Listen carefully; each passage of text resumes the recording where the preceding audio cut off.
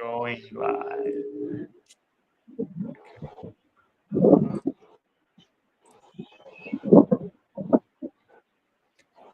All right, we are live.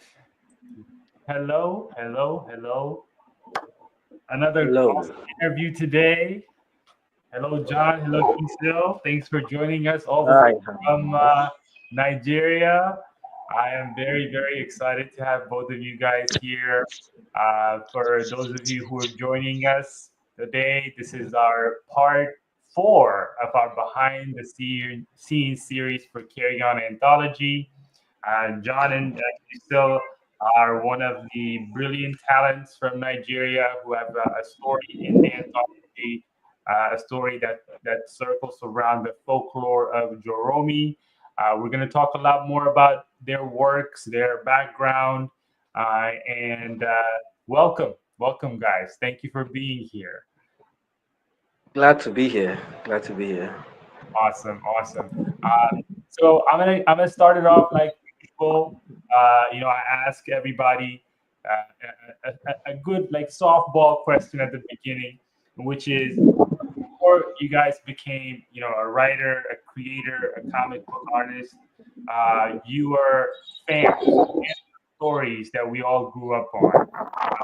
What were those stories for you? Made you feel that made you feel like you fell in love with this work and you needed to get you need to start doing it. I'll start with you, John. Okay, so you asked what particular story got me into the whole comic thing. Yes. Okay, I have been an avid reader for as long as I can remember. I think the first ever comic I had in my hands, hardcover comic I had in my hands was Sandman, the issue where came to see Death, his sister, and I sort of like it caught my attention. I did used to read comic strips at the back of newspapers like Daily Sun, Vanguard, if I can remember. And those were pretty exciting to read. And Super Strikers when it had this big thing in Nigeria. But particularly the comic story that struck me and I was like, I would love this. I would want to make this was that particular issue of Sandman. And that is where it started. It started my writing journey and here we are. Wow. And what about you, Kiso? Okay, for me, there wasn't an actual story, but it used to be movies. So I would watch a movie and I would go and draw a poster of a movie of my own, and that was what I did that a lot as a kid. And at some point, I discovered comics where I could draw to tell a story, and I was like, wow, this is amazing. And so that's how I got into comics. And like John mentioned, Super Strikers was a thing you could easily get it at the nearest filling station. Where anytime you go to school, you see a bunch of people have got latest issues, would circulate it amongst ourselves. Then back in school, we had this thing where an open day where occasionally they would come to sell comics, and every open day somebody is definitely buying a comic. So if it wasn't a Spider-Man comic this year, it was a Hulk comic the next year, and we all had that back and forth. And along the way, I just realized I want to make comics. Wow, that's very interesting. I also grew up. Super Strikers was a very important influence for a lot of African creators, and I'm really pleased to hear how much of the influence it had on you guys as well. So let me ask you, John. Now, coming back to our story here in the Carry On Anthology. There's so many folklores out there. I'm sure Nigeria has so many. What made you focus on Joromi and that folklore? What drew you to that? What made you think that that's the story you had to tell on this anthology?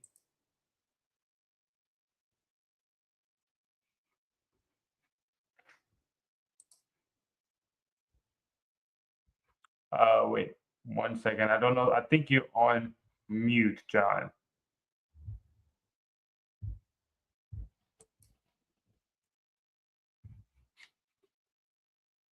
Can you hear me, John?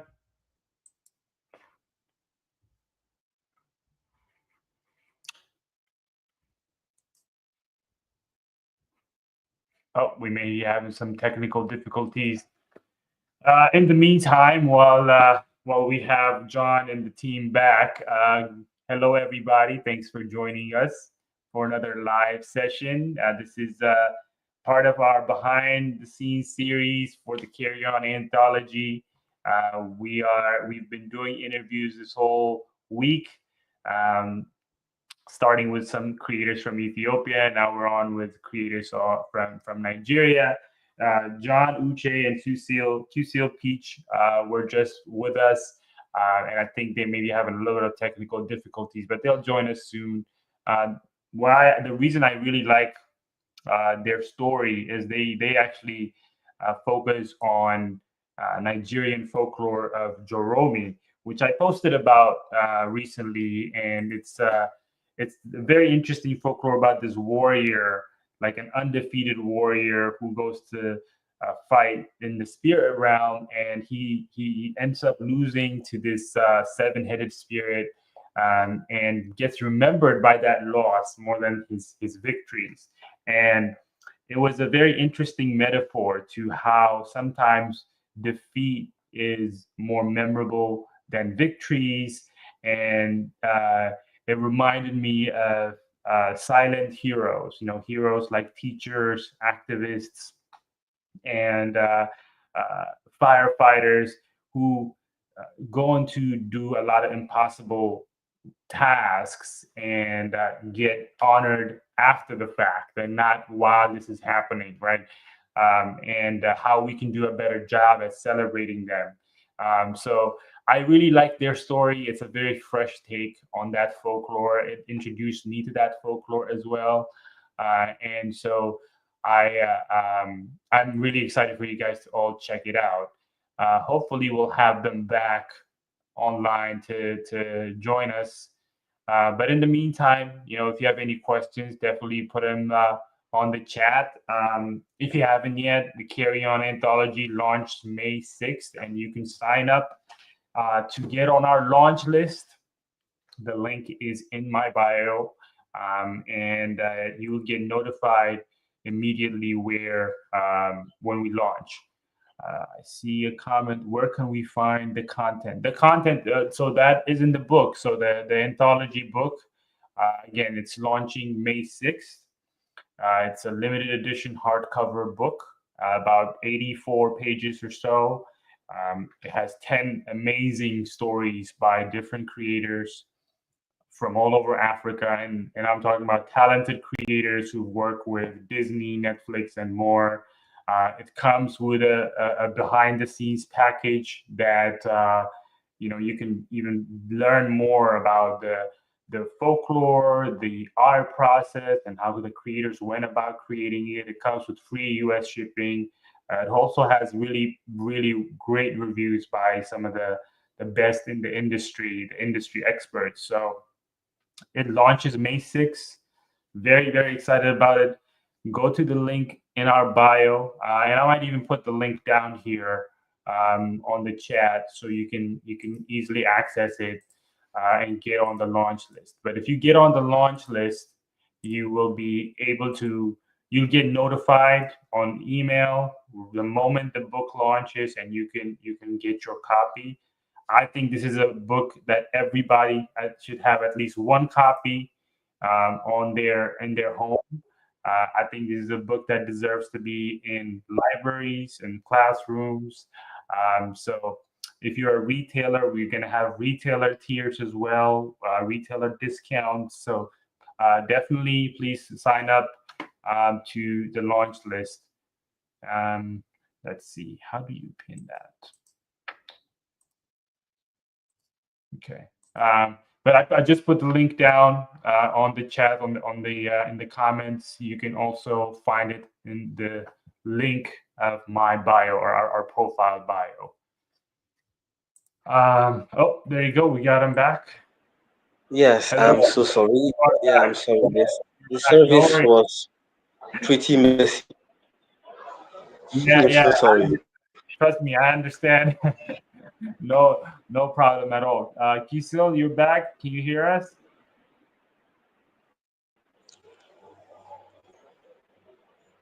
I think I don't think we can. I don't know if you can hear us, Cusil. We cannot hear you, but we will keep going for now. So John, let me ask you more Yeah, yeah, questions. So what the question I had for you early on was about why yeah, the Joromi folklore and not something yeah. else, right? There's so much. Why did you choose that one for this anthology? Yeah, I'm personally sentimental to the song that was inspired by the folklore by the late Sir Victor Wifo. I love that song. I've loved it for as long as I can remember. When I was a kid, I used to hear a lot of it on my father's car radio. And I asked about the song, and someone, an elder, a long time ago, told me the story it was based off, and I realized the folklore was very similar to another Igbo folklore. And the more I checked up on it, the more I realized that, I mean, it's an amazing story. And when I spoke to Peach about giving it a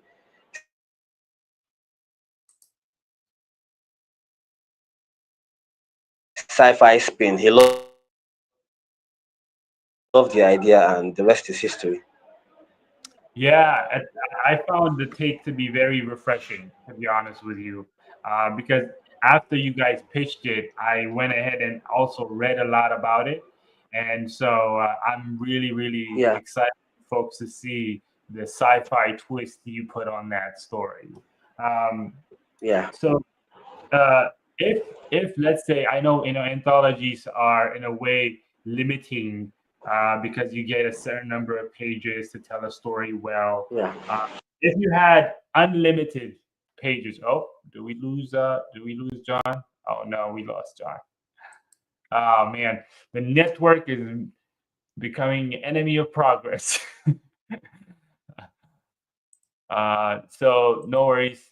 Um, Hopefully, John will be back again. They're both joining from Nigeria, so these connections are a little unstable. It is around 5 p.m. around their time, and they're both in different locations. I think John is joining back now. Yeah. Um, Welcome back. Yeah, thank you, thank you. I just found out. I think there's a storm brewing outside, so that is probably what is causing. I see. I see. So, That makes a lot of we sense. ju- That makes sense. yeah, we just got into the rainy season of this side of the country. Yeah, no worries. That makes sense. We'll be understanding if by the way, if you need to like go and take care of things and all that, please let me know. We can always reschedule this. So no pressure at all, okay?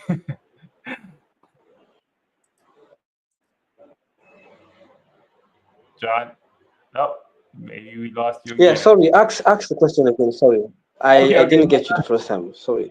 No. I was just saying, with the store brewing, if you have to take care of things, please definitely don't feel like you need to stay on the live. Oh, no. Oh, no problem. No problem. No problem. I have got my eye on everything. Okay, excellent, excellent. So the question I had for you was, if you had more pages, because the anthology is a limiting Yeah. medium. If you had more pages to the story, Yeah. what else would you have expanded to? What would have changed, and also what wouldn't have changed? What would you have, kept the same as far as the folklore? Would you have built out the story and the world even more? Yes, I would. Yes, I would. Honestly, there is a part of me that feels like a sense of I dissatisfaction is too much of a strong word, but I wish I had the opportunity to flesh out a little bit more on the Mm, world, the state of the world, the main characters, the spirits themselves. I'm big on African spirituality, and I wish mhm. I had gotten more time to talk about them to show off the spirits what they are like. But at the end of the day, I am satisfied Yeah, with the story. I truly yeah. am. I truly am. I hear I you. wouldn't. Go ahead. Go ahead. Sorry. Sorry. No, Yeah, go ahead, I please. wouldn't have. I wouldn't have changed the theme of the theme prevalent in the story to not give off spoilers. I wouldn't have changed the theme that inspired the story, that keeps the story up. But with regards to the worlds and the characters, I would have done a little bit more of expansivity.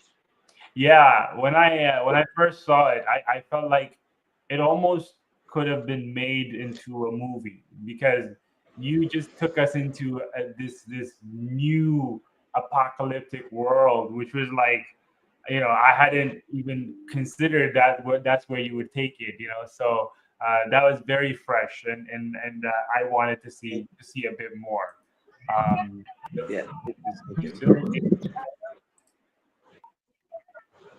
Oh, I'm not sure if he's joining us or not, but I see Okay. him requesting, and that's why I was just pausing there for a little bit. Um, He sent a message in the chat. okay, let's see. There we go. Okay, I'm gonna quickly just reset the room for folks who's just joined us. Thank you Yeah. for joining us. This is again our behind the scenes series that we've been doing throughout this week. Today we have John, Uche, and Cuisel Peach from Nigeria joining us. We do have a Yeah. little bit of technical difficulties just because of the storm that they're expecting there in Nigeria. But we're doing our best to have this awesome dialogue here. Um, Yeah. Let me ask you a fun question, just unrelated to the Joromi folklore. Um, Yeah, if sure, sure. if you could choose one, comic book character to go on a road trip with, who would it be and why? Any comic book character? Uh-huh. That's Is right. that what you mean? Any comic book character? Yes. Oh, definitely John Constantine. Definitely John Constantine. Why is that? John is a fascinating comic character. He's a man after my own heart. He's just a fun guy. Despite his shortcomings, his many shortcomings, but he's a fun guy, and I love him as a character. Where would you go on that road trip? Where did you want to take you on like and I think John Constantine goes to like different dimensions, right? Heaven, hell, and all that stuff. Yeah, yeah, we could go anywhere that is not Newcastle because we know what happened to John in Newcastle, and I Yeah, do not want to be there. Anywhere but Newcastle. Anywhere but Newcastle. I got you. I got you. No, that's fair. That's fair. All right, let me move on to my next question. Um, Yeah, I know QSIL recently, I think at the beginning of this year, started this project called Comic Bus Stop.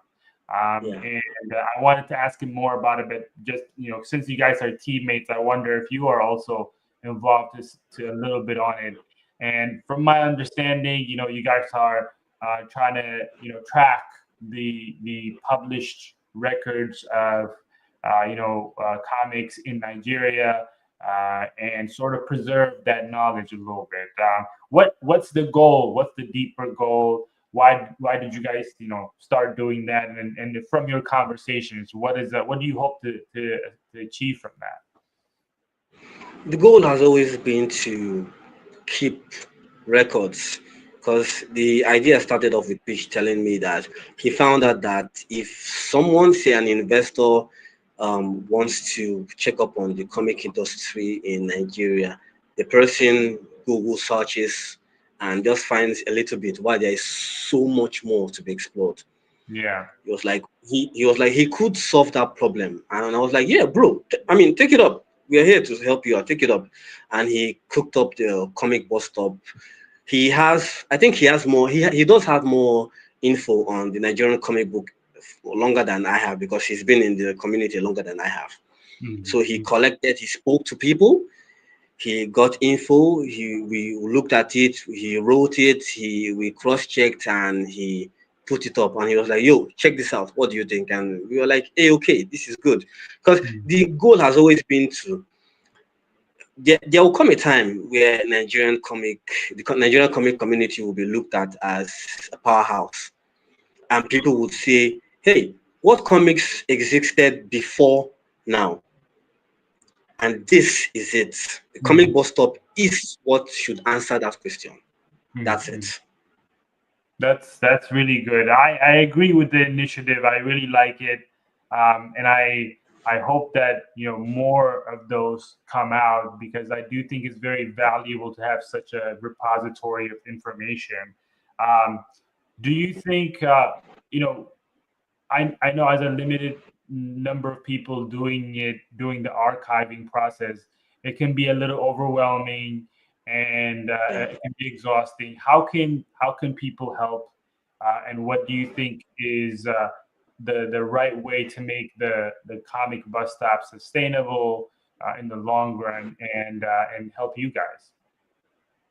Yeah, I mean, if for comic studios or anyone thinking of making comics in Nigeria or in Africa, anything related, I mean, and you have the comic published, you're free to get across to us, send us an email. Hey, this is my comic. I made this. This is the date. This is what it's about, and would gladly put it up.